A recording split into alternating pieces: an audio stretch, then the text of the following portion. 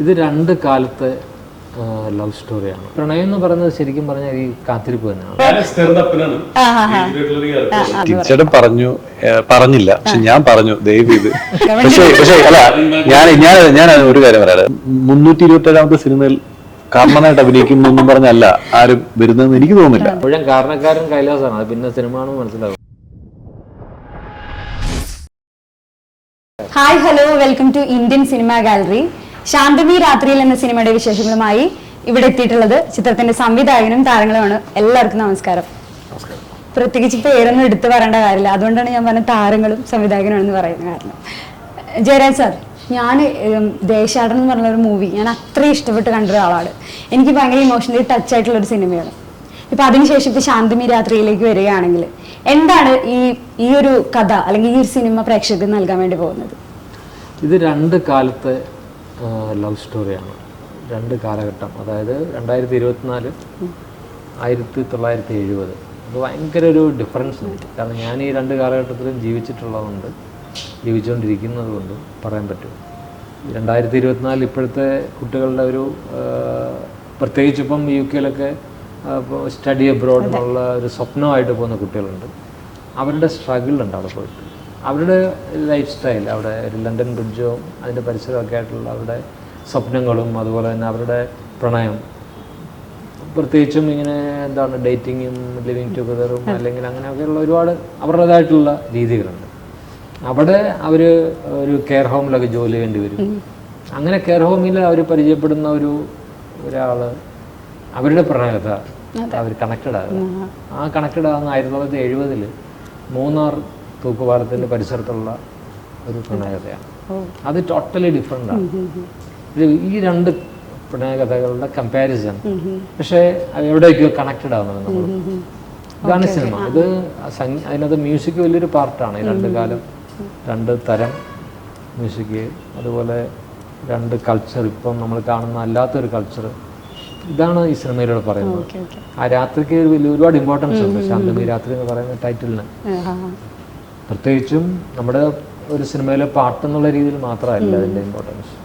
ആ രാത്രി വളരെ ഇമ്പോർട്ടൻ്റ് ആണ്. ഇവർ ഈ 18 വയസ്സുള്ള അല്ലെങ്കിൽ പ്രീ ഡിഗ്രിക്ക് പഠിക്കുന്ന രണ്ട് കുട്ടികൾ ഒളിച്ചോടാൻ ആഗ്രഹിച്ചിരുന്ന ഒരു രാത്രി, ലോകം മുഴുവൻ ക്രിസ്മസ് സെലിബ്രേറ്റ് ചെയ്യാൻ പോകുന്ന ആ രാത്രിയുടെ ഒരു സെറീൻ ഫീലുള്ള ഒരു അറ്റ്മോസ്ഫിയറാണ് അവിടെ. ആ സമയത്ത് ഇവരുടെ മനസ്സിൽ ഭയങ്കര സ്വപ്നങ്ങളാണ്, എവിടെയെങ്കിലും പോയി രക്ഷപ്പെടാൻ ഒക്കെയുള്ള അതാണ് ആ മോമെൻറ്റ്. അപ്പോൾ അതുകൊണ്ടാണ് അത്രയും ഒരു ഇമ്പോർട്ടൻസ് നമ്മൾ ആ ടൈറ്റിൽ അങ്ങനെ ചൂസ് ചെയ്തത്.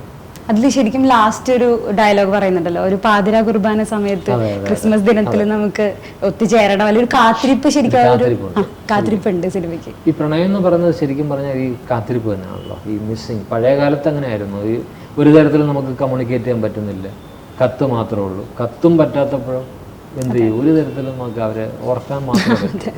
അപ്പോൾ അതൊരു വലിയ സ്പേസാണ്. അത് നമുക്ക് ഈ പുതിയ തലമുറയിൽ അത് നഷ്ടപ്പെട്ടിട്ടുണ്ട്. അത് എപ്പോഴും അടുത്തുള്ളത് കൊണ്ടും ആ മിസ്സില്ലല്ലോ. വിപ്രലംബം എന്ന് പറയുന്ന എലമെന്റ് ഓഫ് സെപ്പറേഷൻ, അല്ല സെപ്പറേഷൻ അല്ല, ആ മിസ്സിങ് അല്ല, അകന്നിരിക്കുന്നു എന്ന് പറയുന്നത് ഇല്ലാത്തത് കൊണ്ടുള്ള കുറച്ച് പ്രശ്നങ്ങളുണ്ട്.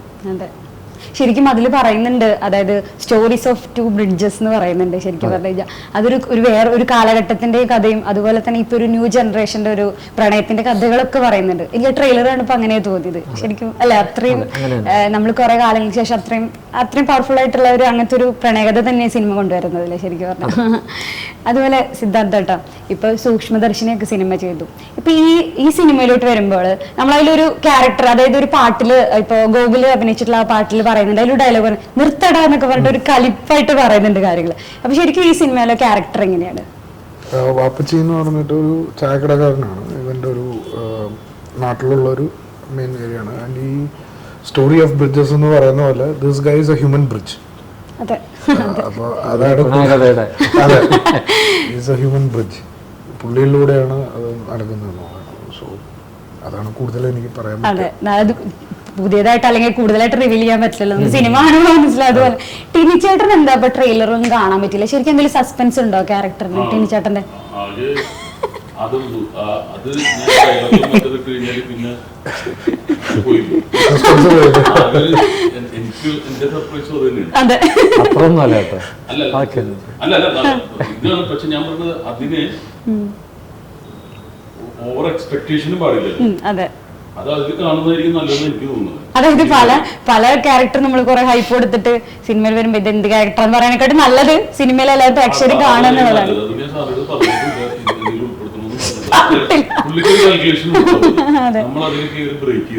എന്താണോ ഇഷ്ടം. ഇപ്പൊ ഫസ്റ്റ് തന്നെ പായസമ്പളം ഒരു ഷെഫ് ചെയ്യില്ല. അപ്പൊ അത് അതിന്റെ ഒരു ഓർഡർ ഉണ്ട്. അപ്പൊ അതായിരിക്കും അതിന്റെ നല്ലത്. അവരുടെ ക്രിയേറ്റിവിറ്റിനെ ചെയ്തിട്ട് അഴിമതി നടത്തിയിട്ട് അതുകൊണ്ടാണ് കൈലാഷ് ഇപ്പൊ 5 പടത്തിൽ ഉൾപ്പെട്ടത്. അപ്പൊ ഒരു ക്രിയേറ്ററിന് അറിയാം എന്താ വേണ്ടതെന്ന്. അപ്പൊ അത് അങ്ങനെ തന്നെ ഇരിക്കട്ടെ. ഇനി ഇങ്ങനെ പറഞ്ഞതുകൊണ്ട് ഹൈപ്പ് ഉണ്ടാക്കുകയും ചെയ്തു.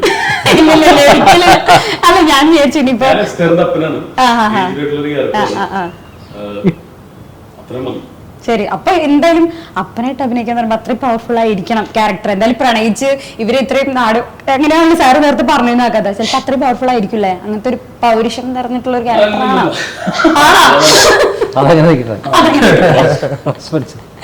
അപ്പൊ അങ്ങനെ നിക്കട്ടെ. ക്യാരക്ടറെ പറ്റിട്ടൊന്നും പറയുന്നില്ല, അങ്ങനെ നിക്കട്ടെ അല്ലെ. അതുപോലെ കൈലാഷേട്ടന് വരുമ്പോ കൈലാഷേട്ടന്റെ ഇതേപോലെ തന്നെ ഞാൻ ഈ ട്രെയിലർ നോക്കിയപ്പോ ഒന്നും കണ്ടിരുന്നില്ല. അപ്പൊ ശരിക്കും എന്താണ് ഈ ഒരു സിനിമയിലെ ക്യാരക്ടർ?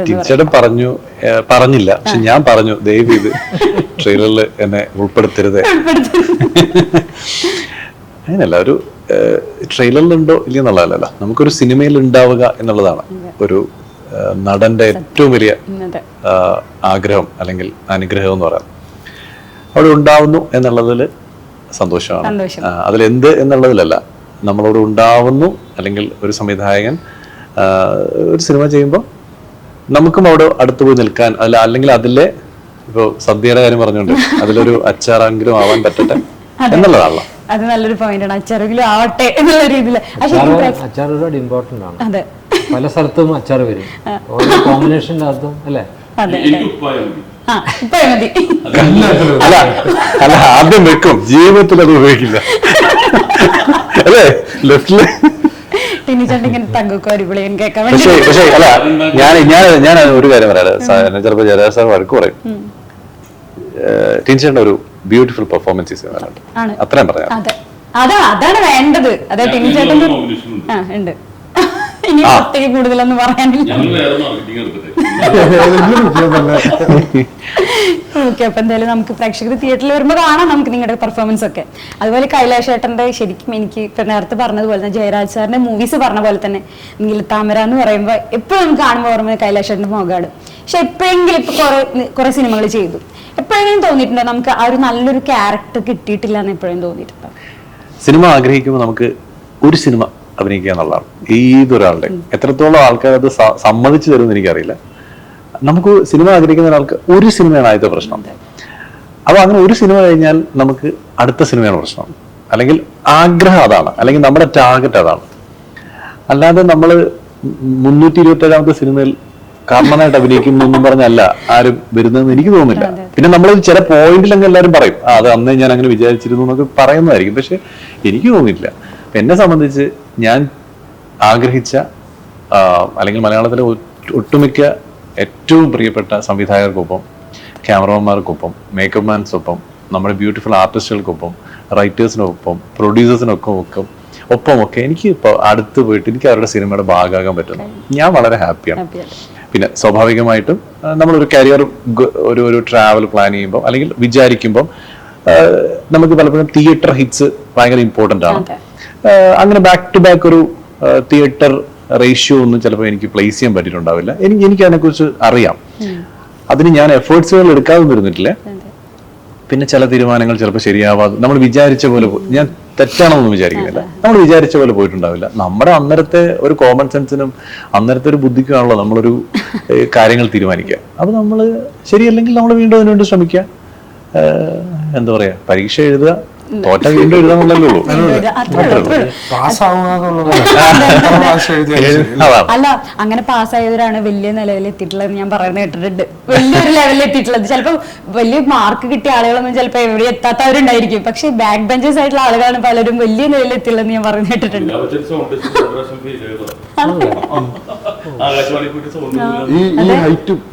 ഈ ഹൈറ്റും അവർക്ക് പ്രശ്നമായിരിക്കും. സ്റ്റോൾ ആൻഡ് ലാങ്കി സത്യം സത്യം. ഒരു കോല് പോലെ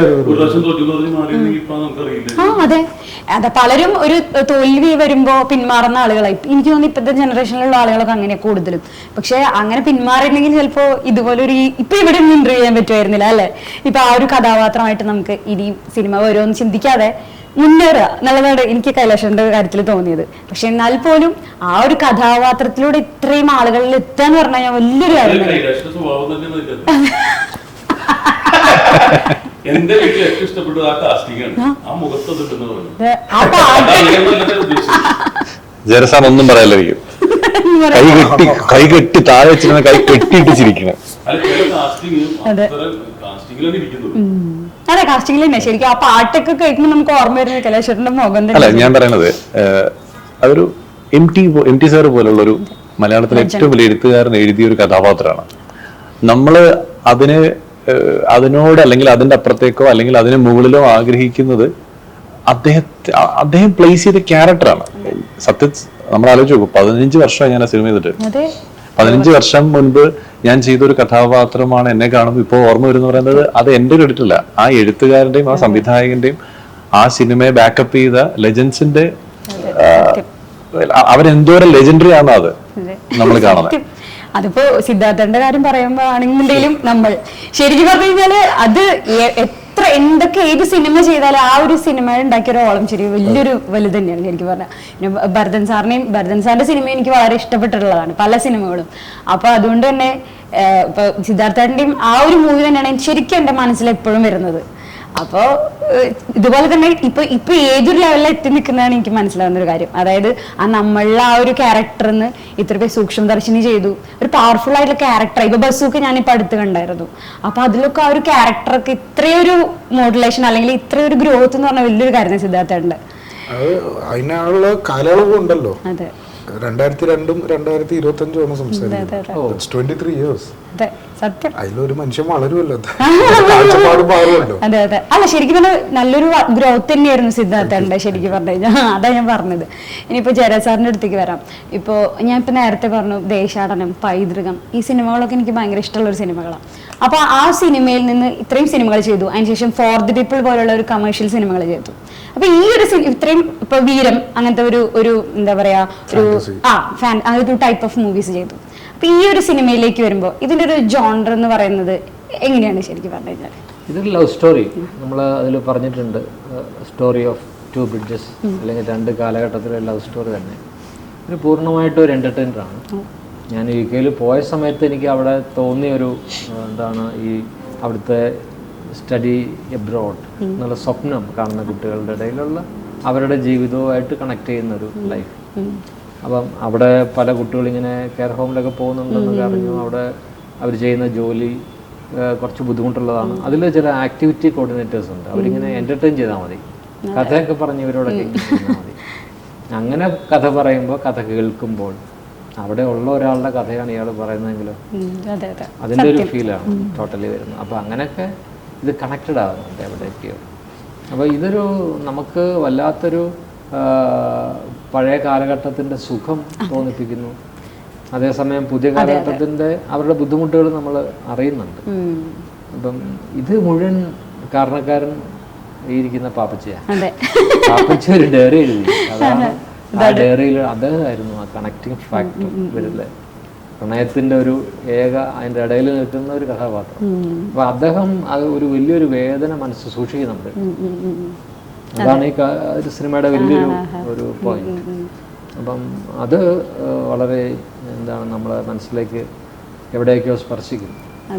അപ്പം പ്രണയവും അല്ലെങ്കിൽ ആ അന്തരീക്ഷവും ഒക്കെ നമ്മളിലോട്ട് ശരിക്കും ഒരു എൻ്റർടൈനർ പൂർണ്ണമായിട്ടും ഒരു അല്ല എന്റർടൈൻമെന്റ് മൂവീസും ചെയ്തിട്ടുള്ള തിളക്കം എന്ന് പറഞ്ഞ സിനിമ നമ്മൾ എപ്പോഴും എല്ലാ ആളുകളുടെ ഒരു റീലായെങ്കിൽ പോലും നമ്മുടെ ഒരു ഡെയിലി ലൈഫിൽ എപ്പോഴും ആ ഡയലോഗ്സും അല്ലെങ്കിൽ ആ സീൻസും നമ്മൾ എപ്പോഴും കാണുന്നതാണ് തിളക്കം സിനിമയിൽ.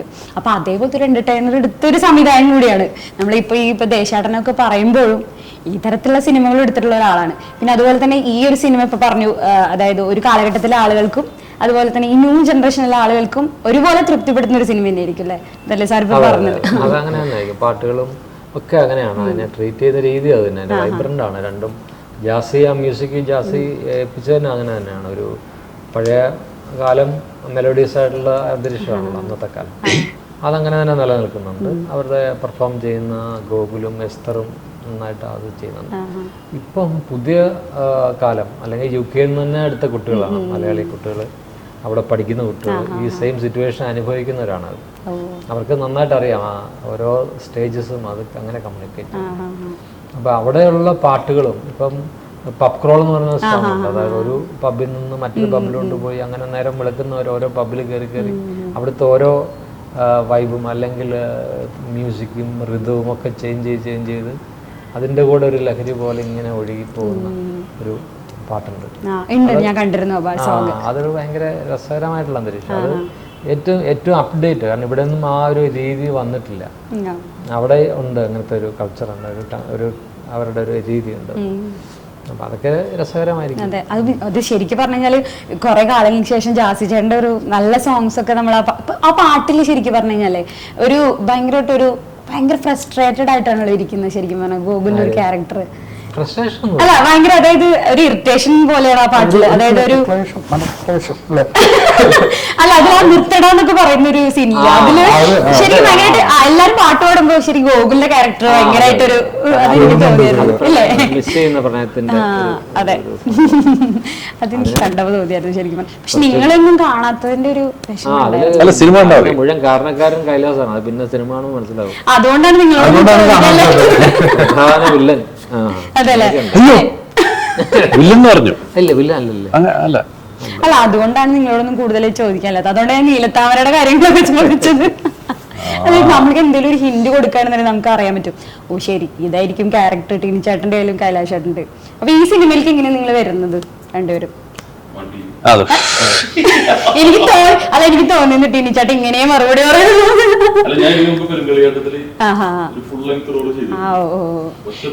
സുരേഷ് ചേട്ടന്റെ സ്പോയിലർ ആയിരിക്കുന്നു. അപ്പോഴെങ്കിലും ട്രെയിലറിൽ കാണാൻ പറ്റുമായിരിക്കുമല്ലോ. അതെ, അപ്പൊ അങ്ങനെ എങ്ങനെയായിരുന്നു ഇതിലേക്ക് വരുന്നത്? ആ സിനിമയ്ക്ക് ശേഷം ആയിരിക്കും.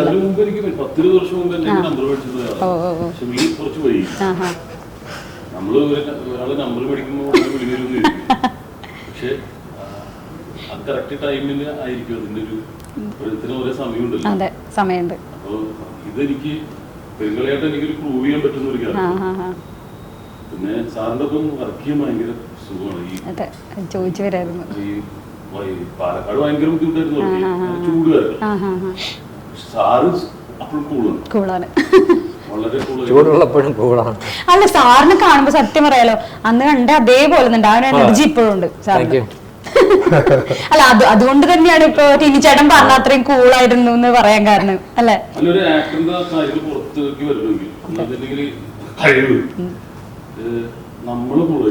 കംഫർട്ടബിൾ ആയിരിക്കണം. അല്ലെങ്കിൽ നമ്മൾ ടെൻഷൻ ആയിട്ടിരിക്കുന്ന ഒന്നും വരില്ല. പേടിപ്പിക്കലല്ല ഡയറക്ഷൻ എന്നുള്ളത് പഠിക്കാൻ പറ്റും. പിന്നെ ഞാൻ പറഞ്ഞില്ല, എന്റെ അടുത്ത സംവിധായക സുഹൃത്തുക്കളോട് പുള്ളി എന്നെ പാട് കൊടുക്കുന്നത്, കാരണം ഇത്ര ദിവസങ്ങൾ കൊണ്ട് എടുക്കാൻ പറ്റുന്നു. വലിയ ഇപ്പൊ ഏറ്റവും കൂടുതൽ ലൈക്സ് യൂസ് ചെയ്യുന്ന ഒരാളാണ് ഷാജിയുടെ. പുലിമുരുകനും ഇപ്പൊ തുടരുന്ന ആളാണ്. അദ്ദേഹമാണ് പെരുങ്കളിയാട്ടത്തിൽ ഒരു ലൈറ്റ് ഉണ്ടാകുന്നത്. അപ്പൊ ഞാൻ പുള്ളിയെടുത്ത് ചോദിച്ചു, കാരണം 19ാം നൂറ്റാണ്ടിൽ ഞാൻ പുള്ളിയുടെ ഒപ്പം വർക്ക് ചെയ്തപ്പോൾ ഫുൾ ലൈറ്റ് ബലൂൺ ലൈറ്റ് ഇതൊക്കെ വെച്ചിട്ട് ഞാൻ നോക്കി 2 പന്തം വെച്ചിട്ട് അതൊരു ഇതെങ്ങനെ എടുക്കുന്ന പുള്ളിയെ പറയുകയില്ല. ശരിക്കും പറഞ്ഞാൽ നമ്മള് കുറെ കാലം ഇപ്പൊ തിളക്കായാലും പഴയ സിനിമകളൊക്കെ കണ്ട നമ്മളെല്ലാരും കണ്ടിട്ടുള്ള ആളുകളാണ്. ഒന്ന് എന്നെ അട്രാക്ട് ചെയ്തത്, നമ്മൾ ചില ആൾക്കാർ ഇഷ്ടപ്പെട്ടു കഴിഞ്ഞാൽ അറിയാതെ നമ്മളെടുത്ത് തരും. നമുക്കൊരാളോട് പ്രണയം ഉണ്ടെങ്കിൽ നമ്മൾ എങ്ങനെയാണ്. അതുപോലെ സിനിമകളിലും സാറിന്റെ സിനിമ ഒറ്റാല് വരെയുള്ള സിനിമകൾ കാണാറുണ്ട്. മറ്റേ അതിരാത്രി നടത്തുന്ന പൈതൃകം. പൈതൃകം ആ ലാസ്റ്റ് മിനിറ്റ് വരെ ദൈവമാണുള്ളത് അല്ലെങ്കിൽ എയ്ത്തിസ്റ്റ് ആണ് അന്ന് കാണിച്ച. അപ്പൊ അതിനുശേഷം ജോണി വാക്കർ അതുപോലെ കമ്മലൊക്കെ ഇട്ടത് ശരി. ആ വില്ലൻ ക്യാരക്ടറൊക്കെ നമ്മള് ശരിക്കും ആ ഒരു കാലഘട്ടത്തിൽ ആരും കൊണ്ടുവന്നിട്ടില്ല ഇവിടെ. സാറ് ഇത് എവിടെ പോയിട്ട് എടുത്തിട്ടുണ്ടെന്നുള്ള അറിയില്ല. അപ്പൊ അപ്ഡേഷൻ കാര്യങ്ങള്, പിന്നെ ജോണി വാക്കറുടെ പാട്ട്, അതെ അതെ അതെ അതെ. അതും ആ ഒരു പേര് തന്നെ ഇപ്പൊ ഒരു പുതിയ സിനിമയിൽ വരുന്ന ആ പാട്ട് നമ്മൾ അത്രയും ഇപ്പൊ ശാന്തമി രാത്രിയിൽ എന്ന് പറഞ്ഞാൽ ഞാൻ പാട്ട്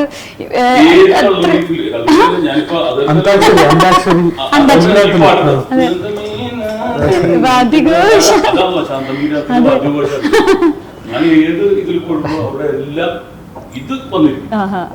അതെ, സത്യം പറഞ്ഞു. ഇപ്പൊ തുടരുന്ന സിനിമ കണ്ടപ്പോ തന്നെ നമ്മൾ വീണ്ടും ആ സിനിമയിൽ പിന്നെയും ആ ഒരു സോങ് പ്ലേസ് ചെയ്തിട്ടുണ്ടായിരുന്നു. അതും ഇതേപോലെ നമ്മളത് കേൾക്കുമ്പോൾ എത്ര വർഷം കഴിഞ്ഞാൽ ആ പാട്ട് കേൾക്കുമ്പോഴുള്ള ഒരു എനർജി, നമുക്ക് അത് കേൾക്കുമ്പോൾ ഒരു വലിയൊരു ഫീൽ എന്ന് പറഞ്ഞാൽ ഭയങ്കര ഒരു വലുത് തന്നെയാണ്. ഇത് സിനിമയിലേക്ക് കണക്ട് ചെയ്തിട്ടുണ്ട്. രാത്രിയുടെ ഒരു എക്സ്ട്രസി ആണ് ജോണി വാക്കറിൽ നമ്മൾ കാണിച്ചിരിക്കുന്നത്. കാരണം ഒരു ത്രില്ലിംഗ് നൈറ്റ്, അത് ഞാൻ മിലിയൻ സ്റ്റാർസിലും കാണിച്ചിട്ടുണ്ട്. അത് ഓ മുംബൈ എന്നുള്ള പാട്ടല്ല, അതിന്റെ അകത്തും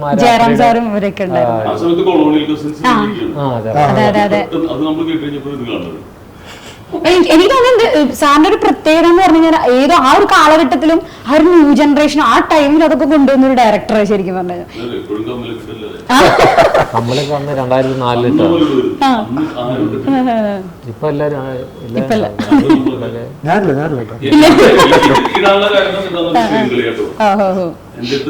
മറ്റേങ്കിലും വെച്ച് കഴിഞ്ഞ വേദനയോ അങ്ങനെ രണ്ട് തോന്നി. പിന്നെ അടങ്ങി പോകണ്ടല്ലാന്ന് വെച്ചിട്ട് സ്ഥിരോഹിക്കും. ഇന്ന് ഞാൻ ആ ഒരു ക്യാരക്ടർ എങ്ങനെയാണ് പിടിക്കാൻ വിചാരിച്ചു. പിന്നെ വന്നപ്പോ ഇതെല്ലാം അല്ല, ഈ സിനിമയിലെ ക്യാരക്ടർ ഇപ്പൊ ഒരു അച്ഛൻ ക്യാരക്ടറാന്ന് പറഞ്ഞല്ലോ. അപ്പൊ ഈ കമലൊക്കെ ഉണ്ടായിരുന്നോ? ശരിക്കും ഇല്ല, ഇതിലുണ്ടായിരുന്നില്ല അല്ലേ? അതുപോലെ സിദ്ധാർത്ഥേട്ടൻ എങ്ങനെ ഉണ്ടായിരുന്നു ഒരു എക്സ്പീരിയൻസ്, ജയരാജ് സാറിനായിട്ടുള്ള ഒരു എക്സ്പീരിയൻസ് എങ്ങനെ ഉണ്ടായിരുന്നു? എന്റെ ആദ്യ ഗുരുവാണ്. ഞാൻ ഡയറക്ഷൻ പഠിക്കുന്നത് പുള്ളിയുടെ അടുത്തു നിന്നാണ് ആദ്യം. വർഷങ്ങൾക്ക് ശേഷം അഭിനയിക്കാൻ വിളിക്കുന്നത് ഒരു ചെറിയൊരു ഇതുണ്ടായിരുന്നു. ആദ്യത്തെ ഒരു ആക്ഷൻ കട്ട് വരെ. പിന്നെ പുള്ളി കൊള്ളാന്നൊക്കെ പറഞ്ഞപ്പോ ഇതായി അടിപൊളിയായിരുന്നു. വെരി പേഴ്സണൽ, മനസ്സിനടുത്തിരിക്കുന്ന ഒരു one of the very personal memories ആയി. അതെ. അപ്പോൾ ശരിക്കും ഡയറക്ഷൻ ചെയ്യുന്ന ഒരാളായതുകൊണ്ട് തന്നെ ഇപ്പൊ ഈ സാറ് ഡയറക്ട് ചെയ്യുന്ന സമയത്ത് അതൊക്കെ നോക്കിയിരിക്കാറുണ്ടോ? അല്ലെങ്കിൽ നമ്മൾ എന്തെങ്കിലും സജഷൻ എന്തെങ്കിലുമൊക്കെ പറയാറുണ്ടോ? നോക്കിയിരിക്കാൻ പറ്റില്ല, നോക്കി ഓടി നടക്കട്ടെ. അല്ലല്ല, ഇപ്പൊ ഇല്ല. ഞാൻ പറഞ്ഞ അസിസ്റ്റന്റ് ആയിട്ട് വർക്ക് ചെയ്യാൻ നമുക്ക് നോക്കിയിരിക്കാനൊന്നും പറ്റില്ല. ഇത് കണ്ടു പഠിക്കുക, ഇതിന്റെ കാര്യങ്ങള് മനസ്സിലാക്കുക എന്നൊക്കെ ഉള്ള എൻ്റെ ഒരു കാര്യമാണ് കൂടുതലുള്ളത്. അപ്പോൾ സീന്, സീക്വൻസ്, ക്ലാപ്പ് ഇതൊക്കെയാണ് നമ്മൾ ആദ്യം പഠിക്കുന്നത്. ഒന്നുമില്ലായ്മയിൽ നിന്ന് എങ്ങനെ സിനിമ ചെയ്യാന്നൊക്കെ പഠിപ്പിച്ചിട്ടുള്ളതാണ്. ഇവിടെ ഒന്നും ഫാക്ടർ അല്ല. നമുക്ക് സിനിമയാണെന്നുള്ള ആഗ്രഹം നന്നായിട്ട് വേണം. അവിടെ പൈസ ഒരു ഫാക്ടർ അല്ല, മറ്റൊന്നും ഫാക്ടർ അല്ല. നമ്മളിറങ്ങാം, ആ മൂവ് ഇമ്പോർട്ടൻ്റ്. പിന്നെ നിങ്ങൾക്ക് ഇഷ്ടമുള്ള നല്ല രീതിയിൽ പറയാൻ പറ്റുന്ന ഒരു സബ്ജക്ട് പറയാം. കംഫർട്ട് സോണിൽ തന്നെ നിന്ന് ഒരേ ഏരിയയിൽ തന്നെ നിൽക്കണം എന്നുള്ളതിന് ഇല്ല. ഇപ്പൊ നമ്മൾ തന്നെ കുറെ പടങ്ങൾ പറഞ്ഞു, വൈരുദ്ധ്യങ്ങളായിട്ടുള്ള വെരി ഡിഫറെന്റ് ഫിലിംസ്. സത്യം സത്യം ഞാൻ കണ്ടുപിടിക്കുമ്പോ ഞാൻ കൈലാഷിന്റെ ഒരു ഭാഗ്യം ഓർക്കണം. കാരണം MTയുടെ കഥകളിലും വേണിച്ചേട്ടൻ നമുക്ക് തിരിച്ചു കിട്ടാത്ത ലെജൻസ് ഉണ്ട്. സത്യം. അവരൊക്കെ ഇപ്പം ഒരു ദിവസം ചെലവഴിച്ചാൽ ഒരുപാട് കാര്യങ്ങൾ പഠിപ്പിച്ചതാണ്. അതിപ്പോ കൈലാഷ് കുട പിടിച്ച് തന്നാലും കുഴപ്പമില്ല, മഴ കൊണ്ടാലും അതിൽ ഫുൾ കാല് കഴുകി വരുന്ന ഒരു ക്യാരക്ടറൈസേഷൻ ഉണ്ട്. ആ ലൊക്കേഷനൊക്കെ ഉണ്ടല്ലോ. നമ്മളിങ്ങനെ ഇപ്പൊ ഞാൻ 5 സിനിമകൾ എന്നൊക്കെ പറയുമ്പോഴും ഈ നമുക്ക് ഭയങ്കര ബ്രദർലി ഒക്കെ ആണെങ്കിലും നമ്മളിങ്ങനെ ലൊക്കേഷനുകളിൽ അതിശയിപ്പിക്കുക എന്ന് പറയും. എനിക്ക് എന്നും ജരേട്ടൻ അങ്ങനെയാണ്. കാരണം ഞാൻ പറയണത് ഇപ്പൊ വളരെ സിമ്പിളായ ഒരു കാര്യം പറയാം. ഇപ്പൊ കേൾക്കുന്നത് ഭയങ്കര സിമ്പിൾ ആയിരിക്കും. ഈ ഇപ്പം മിക്കവരും കണ്ടതാണ് MT സാറിന്റെ മനോരഥങ്ങൾ. അതിനകത്ത് ഏറ്റവും അവസാനത്തെ സ്വർഗം തുറക്കുന്ന സമയം എന്ന് പറയുന്ന കഥയാണ് ജയരാജ് സാർ ഡയറക്ട് ചെയ്യുന്നത്. ഇതിനു മുമ്പ് അത് സിനിമയായിട്ടുള്ളതാണ്. ഒരാൾ മരിക്കാൻ കിടക്കുന്നു, മക്കളും അയാളുടെ വേണ്ടപ്പെട്ടവരും എല്ലാം അയാളെ കാണാൻ വരുന്നതും അയാളുടെ ആ അവസാന സമയമാണ് സിനിമ. സ്വാഭാവികമായി ഈ മരിക്കാൻ കിടക്കുന്ന ആൾക്ക് ഈ സിനിമയിൽ ഡയലോഗേ ഇല്ല. വളരെ ക്ഷീണിതനായി കിടക്കുകയാണ്. മക്കള് മരുമക്കള്, ഞാൻ അദ്ദേഹത്തിന്റെ പെങ്ങളുടെ മകനാണ്, ഞാനാണ് ഓടി നടന്ന് കാര്യങ്ങൾ ചെയ്യുന്നു. എൻ്റെ അമ്മ, അതായത് ഈ കഥാപാത്രം ചെയ്യുമ്പോൾ ബ്ലഡ് കാണിച്ചിട്ടാണ്. അപ്പൊ അദ്ദേഹം ഇങ്ങനെ കിടന്നാൽ മതി. അപ്പൊ അദ്ദേഹത്തിന് ആക്ച്വലി ശാരീരികമായ ബുദ്ധിമുട്ടുണ്ട് ആ സമയം. അദ്ദേഹം അഭിനയിച്ച് ഏതാണ്ട് ഒരു 30 ദിവസത്തിനുള്ളിലാണ് അദ്ദേഹം നമ്മളിൽ നിന്ന് വിട്ടുപിരിയുന്നത്. അപ്പൊ അദ്ദേഹത്തിന് ഡയലോഗ് ഇല്ല. അപ്പൊ ഈ സിനിമ നമ്മള് അപ്പൊ അതിനെ കുറിച്ച് ഞാൻ പറയാൻ പറ്റുന്നത്, ഈ സിനിമ ഷൂട്ട് ചെയ്യുന്ന സമയത്ത് അദ്ദേഹത്തിന് വയ്യെങ്കിലും ഇത് അഭിനയിക്കാൻ അദ്ദേഹം ആഗ്രഹിച്ച് അവിടെ വന്നു. ഒപ്പം സുരഭി ഉൾപ്പെടെ ഇത്തരം ആർട്ടിസ്റ്റുകൾ അവിടെ ഉണ്ട്. ഇത് സിംഗ് സൗണ്ട് ആണ് ഈ പടം നമ്മൾ ഷൂട്ട് ചെയ്തേക്കണേ. ഏറ്റവും കൂടുതൽ ഡയലോഗ് സിനിമ പറഞ്ഞിരിക്കുന്നത് ഞാനാണ്. സിംഗ് സൗണ്ട് ആണ്. ഫസ്റ്റ് ഷോട്ട് എടുത്തിട്ട് സൗണ്ട് എല്ലാം ഓക്കെ ആണോ, ഷോട്ട് ഓക്കെ ആണോ എന്ന് നോക്കുന്ന സമയത്ത് ഞാനിത് ജരാസാറിനെ ഇരുത്തിയിട്ട് പറയണല്ല, ഇമ്മീഡിയറ്റ് സാറ് റീടേക്ക് പറഞ്ഞു. അപ്പം എല്ലാ ആർട്ടിസ്റ്റും കൂടിയുള്ള ഒരു ഷോട്ടാണ് ആദ്യത്തെ എടുത്തത്. അതായത് ആ സിനിമയിൽ അഭിനയിക്കുന്ന മുഴുവൻ ആൾക്കാരും ആ ഷോട്ടിലുണ്ട്. നാഷണൽ അവാർഡ് മേടിച്ച സുരഭി ഉൾപ്പെടെ, നെടുമുടി വേണു ചേട്ടൻ ഉൾപ്പെടെ, അങ്ങനെ രഞ്ജി പണിക്കർ ഉൾപ്പെടെ, അങ്ങനെ ഒത്തിരി ആർട്ടിസ്റ്റാണ്, ഇന്ദ്രൻ ചേട്ടൻ ഉൾപ്പെടെ, ഇത്രയും പേരുള്ള ഒരു വലിയ കോമ്പിനേഷൻ ഷോട്ട് ടോപ്പിൽ നിന്ന് എടുത്താണ്. റീടേക്ക് പറഞ്ഞു. ഒരു പരിധിവരെ അവിടെയുള്ള ആർക്കും മനസ്സിലായിട്ടില്ല എന്തിനാണ് റീടേക്ക് പറഞ്ഞത്. കാരണം എല്ലാവരും കറക്റ്റാ. അപ്പോ എല്ലാവർക്കും ഒരു സംശയമുണ്ട്, പക്ഷെ ആരും ചോദിക്കണില്ല. അപ്പൊ ആരോ ഒന്ന് പോയിട്ട് എന്ത് പറ്റി എന്ന് ചോദിക്കുകയാണ്, ഈ നെടുമുടി വേണിച്ചേട്ടന് മൈക്ക് വെച്ചിട്ടുണ്ടോ എന്ന് ചോദിച്ചു. ഇല്ല, വെക്കാൻ പറഞ്ഞു. ഡയലോഗ് ഇല്ലാത്ത ആളാണ്. അപ്പോ പെട്ടെന്ന് ഓടിയോടെ ആൾക്കാർ വന്നിട്ട് പറഞ്ഞു, അല്ല അതെന്തിനാണ്, അവിടെ ഡയലോഗ് ഇല്ലല്ലോ, ഇവിടെ ഇത്തരം പേർക്കല്ലേ ഡയലോഗ് ഉള്ളൂ. ഡയലോഗിന് മേലെ മൈക്കുകൾ വെച്ചിട്ടുണ്ട്. അദ്ദേഹത്തിനാണ് മൈക്ക് വെക്കാൻ പറഞ്ഞത്. അതിന്റെ പേര് റീടേക്ക് പറഞ്ഞു. അത് കഴിഞ്ഞിട്ട് അപ്പൊ എനിക്കും ഇത് കുറച്ച് എന്തിനാണെന്നുള്ളൊരു പ്രശ്നമുണ്ട്. നമ്മളത് ചോദിക്കുന്നില്ലല്ലോ. ഒരു 2 ദിവസം ഷൂട്ടിങ് കഴിഞ്ഞിട്ടാണ് എൻ്റെ അടുത്ത് ഭക്ഷണം കഴിക്കുമ്പോൾ ജയരാജ് സാർ പറഞ്ഞാണ്, ഒരു ആക്ടർ എന്താണെന്ന് കണ്ടു പഠിച്ചോണം. കാരണം അദ്ദേഹത്തിന് ഡയലോഗ് ഇല്ല, പക്ഷെ മരണത്തിലേക്ക് അടുത്ത് കിടക്കുന്ന ഒരാൾ, അദ്ദേഹം ചുമയ്ക്കുന്ന ചുമ, അദ്ദേഹത്തിന്റെ ശ്വാസം വലി, ഇതെല്ലാം അദ്ദേഹം അവിടെ കിടന്ന് പെർഫോം ചെയ്യുന്നുണ്ട്. ഇത് കിട്ടണമെങ്കിൽ മൈക്ക് വെക്കണം. എന്നിട്ട് സാറ് പറഞ്ഞൊരു ഡയറക്ഷനാണ് ആ ഓഡിയോ ഡിപ്പാർട്ട്മെന്റ് എടുത്ത്, എവറി ഷോട്ട് അവിടെ മൈക്ക് ഉണ്ടായിരിക്കണം, ബാക്കി ആർട്ടിസ്റ്റിനെ വെച്ചോളൂ, അതനുസരിച്ച് മാറ്റിക്കോളൂ. എനിക്ക് ഭയങ്കര ഐ ഓപ്പണിങ് സിറ്റുവേഷൻ ആണത്. ഞാൻ പറഞ്ഞു തന്നത് ഞാൻ പറയുന്നത് ഒരു സംവിധായകൻ നമ്മളിങ്ങനെ അതായത് എവിടെയാണ് അത് അദ്ദേഹത്തിന്റെ ശ്രദ്ധ പോകണം നോക്ക്. നമ്മൾ നോക്കി പിന്നെ ആ സിനിമയിൽ മൊത്തം കണ്ടതിന് ശേഷം ഞാൻ അത് മനസ്സിലാക്കി. നമ്മൾ ഇപ്പോഴും നോക്കിയാൽ മതി, അദ്ദേഹം എടുക്കുന്ന ഒരു വേരിയേഷൻ ഉണ്ട്. ശ്വാസത്തിന് ചുമയ്ക്കും, ഇടയ്ക്കൊന്ന് ബുദ്ധിമുട്ടാവും, പിന്നെ ഇടയ്ക്ക് ഒരു പീക്കിലേക്ക് വരും. അപ്പൊ നമ്മൾ വിചാരിക്കും ഇദ്ദേഹം ഇപ്പം മരണപ്പെട്ടേക്കും. ഓരോരുത്തർ വന്ന് കാണുമ്പോഴും അടുത്ത് നിൽക്കുമ്പോഴും ഓരോ ശബ്ദങ്ങൾ. മകന്റെ കൊച്ചുമാൻ വന്ന് അടുത്ത് നിൽക്കുമ്പോൾ അവന് തപ്പി പിടിച്ച ആ വിരലിൽ പിടിച്ചിട്ട് ഒരു മോളർ വന്നോ എന്നുള്ള ഫീലുണ്ട്. ആ എക്സൈറ്റ്മെന്റ് മുഴുവൻ ആ മോളറിൽ. അത് ഒരു മകളോട് കുറച്ച് വിയോജിപ്പുണ്ട്. അപ്പം അത് അവളെ തൊടുമ്പോൾ കൈ ഇങ്ങനെ വലിക്കുന്നു.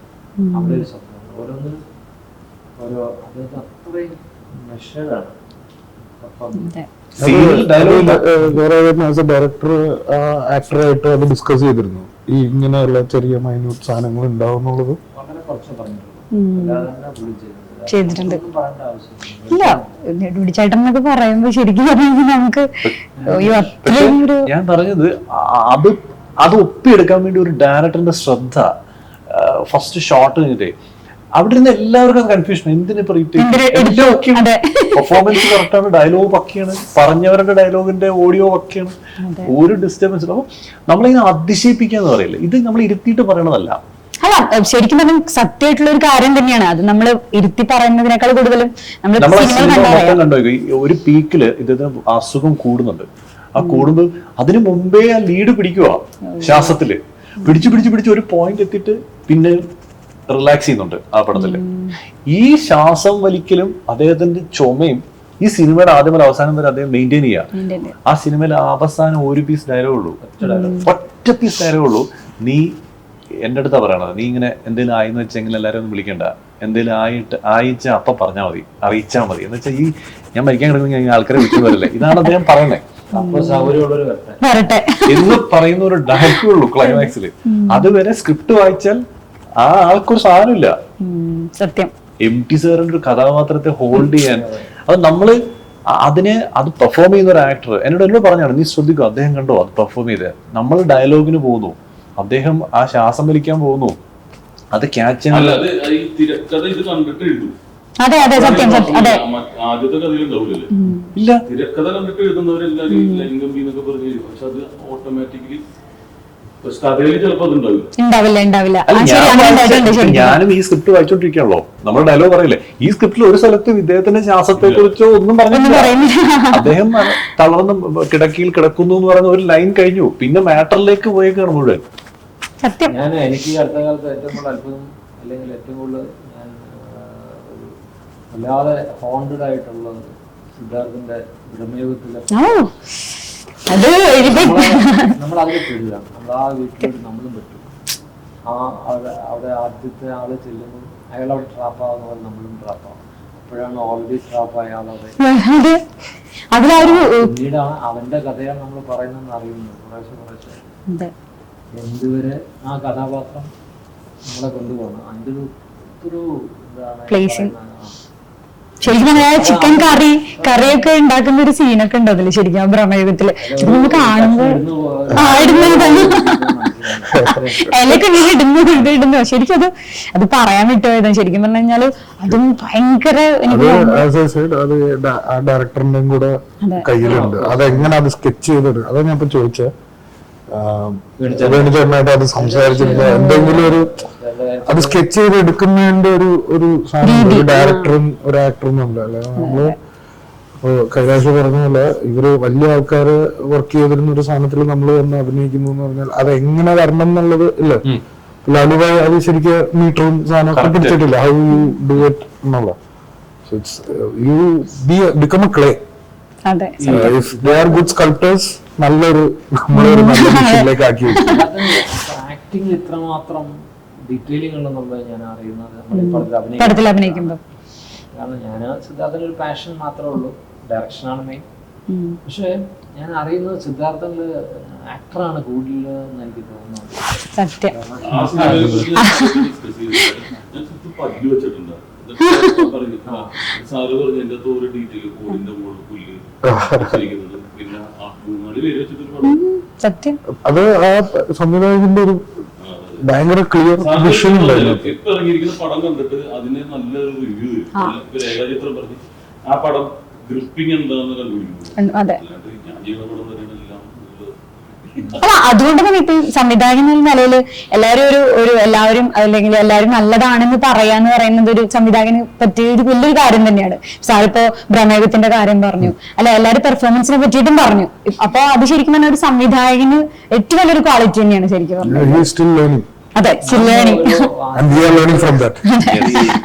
പ്രമേയം കണ്ടു കഴിഞ്ഞാൽ അന്ന് അതിന്റെ എല്ലാ ടെക്നീഷ്യൻസിനും വിളിച്ച് അപ്രീഷിയേറ്റ് ചെയ്തു. അതുപോലെ രേഖാചിത്രം എന്നെ അത്ഭുതപ്പെടുന്ന സിനിമ എല്ലാവരെയും ഞാൻ വിളിക്കും.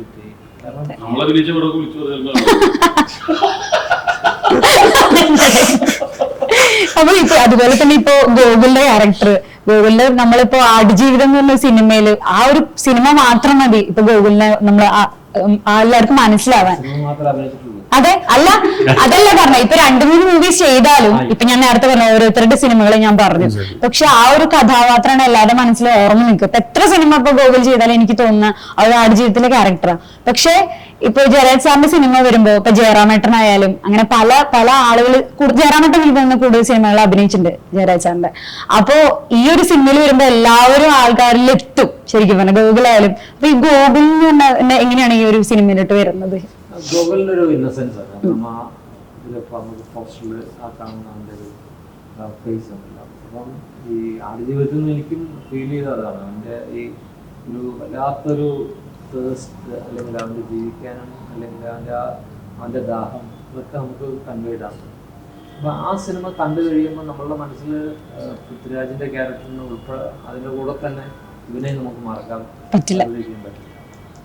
അപ്പൊ അത് ആ സിനിമ കണ്ട പിറ്റേന്ന് ഞാൻ അവനെ വിളിച്ചിട്ടാണ് ഈ സിനിമയ്ക്ക് വേണ്ടി ശാന്തവിരാത്രിക്ക് വേണ്ടിയാണ് അപ്പോഴേക്കും ഓൾറെഡി അവൻ 2-3 പടം കമ്മിറ്റഡ് ആയിരുന്നു.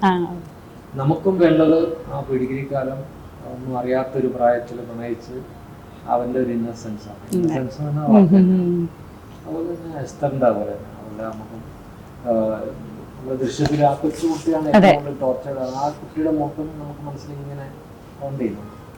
അപ്പം അത് കുറച്ച് വലുതായെങ്കിലും അവളുടെ മുഖത്തിന് വലിയ മാറ്റമില്ല, അതേപോലെ തന്നെ ഇന്നസെൻസ്. അപ്പം ഈ ഒരു പ്രണയ കഥയിൽ ഏറ്റവും കൂടുതൽ നമ്മുടെ ആ മുഴുവൻ കഥ പറയുന്നത് ഇവരുടെ പ്രണയ കഥകളാണ്. ആ സിനിമ മുഴുവൻ സംസാരിക്കുന്നത് ഇവരുടെ പ്രണയ കഥ എങ്ങനെയായി, എന്തായി. അപ്പൊ ഇവരിലുള്ള ആ നിഷ്കളങ്കത അത്രയും ഡീപ്പായിട്ട് കൺവേ ചെയ്താൽ മാത്രമേ നമുക്ക് ആ സിനിമ പൂർണ്ണമായും നൽകുള്ളൂ. അപ്പൊ കാസ്റ്റിംഗ് അത്ര ഇമ്പോർട്ടൻ്റ് ആണ്. അതെ. ഒരു കാര്യം വിട്ടുപോയി, അന്ന് നമ്പർ മേടിച്ചിട്ട് എനിക്ക് സീരിയലിൽ നല്ലൊരു വിഷമം. വൈഫോടെ 5 സുന്ദരി അല്ലേ, തിലകചേട്ടന്റെ മകനായിട്ട് 4-5 തലമുറ കലാശാല ഒരു എനിക്ക് മനോരമയിലോ അങ്ങനെ എന്തെങ്കിലും ഇല്ല. ഏറ്റവും കൂടുതൽ സ്റ്റാർ കാസ്റ്റ് ഉള്ള സീരിയൽ മുടങ്ങുന്നത് നല്ലതെന്ന് പറയും. സാറിന്റെ ഒരിക്കലും അങ്ങനെ പറയാൻ പറ്റില്ല. അപ്പൊ ശരിക്കും പറഞ്ഞു കഴിഞ്ഞാൽ നല്ലൊരു സിനിമ ആവട്ടെ. May 9 റിലീസ് ആകാൻ പോവാണ്, ശാന്തമി രാത്രിയിൽ റിലീസ് ആകാൻ പോവാണ്. അപ്പൊ എല്ലാവർക്കും പ്രണയം തോന്നുന്ന രീതിയിൽ, അതുപോലെ തന്നെ എല്ലാവർക്കും പ്രണയം തോന്നുന്ന ഒരു സിനിമ ആയി തീരട്ടെ.